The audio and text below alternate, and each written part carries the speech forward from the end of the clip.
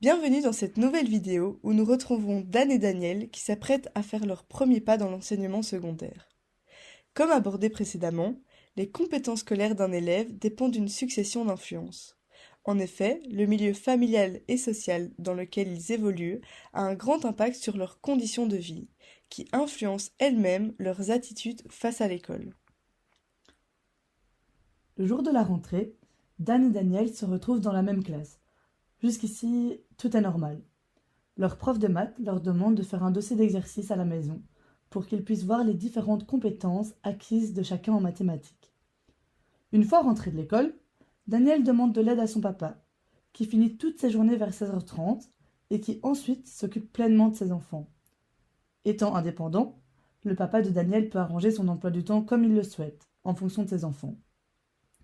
Dès que Daniel ne comprend pas un exercice de maths, son papa est là pour l'aider et le devoir de Daniel est très vite bouclé. Le papa de Daniel, ayant fait tout son parcours scolaire dans le général, sait ce que l'école attend d'un élève pour assurer sa réussite. Nous parlons alors de capital culturel. Selon Bourdieu, cela fait appel à l'ensemble des ressources culturelles dont dispose un individu. Beaucoup de recherches montrent que la culture apprise dans les familles aisées est plus proche de la culture scolaire que celle qu'on apprend dans les milieux populaires. Du côté de Dan, cela ne se passe pas de la même manière. Avant de rentrer chez lui, Dan doit passer chercher sa petite sœur à l'école maternelle et s'occuper d'elle jusqu'à ce que sa mère rentre du travail. Celle-ci est femme d'ouvrage et travaille en horaire décalé. Elle ne peut donc pas prendre en charge ses enfants à la sortie des classes. Il est 18 heures quand Dan se met au travail. N'ayant pas eu de base solide en mathématiques, il est vite bloqué dans la réalisation des exercices. Il s'énerve et abandonne. Le lendemain, la prof vérifie si les exercices ont été faits. Elle félicite tous ceux qui ont fait leurs devoirs et met une remarque dans le journal de classe de ceux qui ne l'ont pas fait, en disant qu'il n'y a pas de place pour les élèves fainéants dans sa classe. Depuis cet événement, Dan est persuadé que sa prof le voit comme un élève paresseux, ce qui impacte sa confiance en ses capacités scolaires. En effet, de nombreuses études mettent en lumière l'importance du sentiment d'efficacité personnelle dans la réussite scolaire. Dan a un sentiment d'efficacité personnelle très faible suite à ses échecs consécutifs, et cela a un réel impact sur ses chances de réussir à l'école.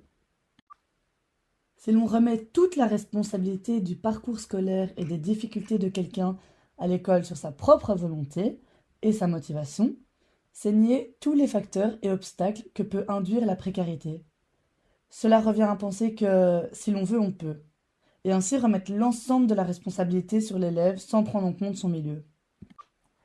À la fin de l'année, le conseil de classe a décidé que selon les notes de Daniel, il méritait amplement de passer en deuxième secondaire, mais que Dan, lui, devrait recommencer son année. Des chercheurs insistent sur le fait que le redoublement n'accroît pas les compétences des élèves. Un élève qui a les mêmes difficultés que Dan, mais qui est passé dans l'année supérieure et qui bénéficie d'un suivi régulier pour pallier à ses lacunes, aura davantage l'occasion de contrer ses difficultés que s'il avait recommencé son année. Durant sa seconde première année, la motivation de Dan a baissé. Il se sent davantage anxieux et se replie sur lui-même. En effet, de nombreux élèves subissant le redoublement se retrouvent dans la même situation. Les profs observent que la situation se dégrade et ils proposent à Dan de se rediriger dans une filière technique, considérant qu'il y trouvera plus sa place.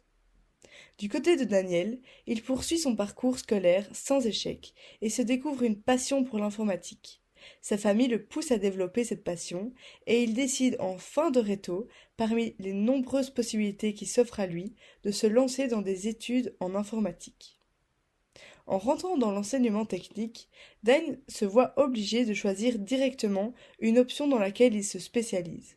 Lui aussi a un goût particulier pour l'informatique. Il se lance donc là-dedans et y trouve un réel sens.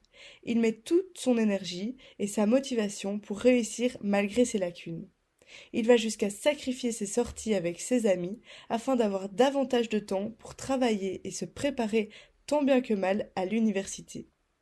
Après avoir fini ses humanités, il entreprend des études universitaires dans l'informatique.